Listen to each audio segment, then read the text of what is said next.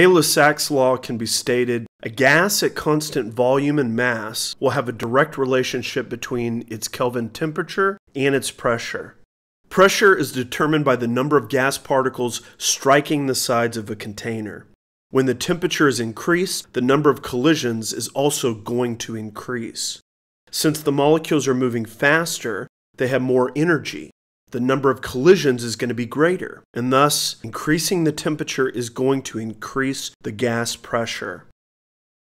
Bullets are based on the principle of Lussacs Law. When gunpowder burns, it yields a superheated gas that builds up behind the bullet. The heated gas molecules are trapped behind the bullet until they build up enough gas pressure to force the bullet out of the barrel of the gun.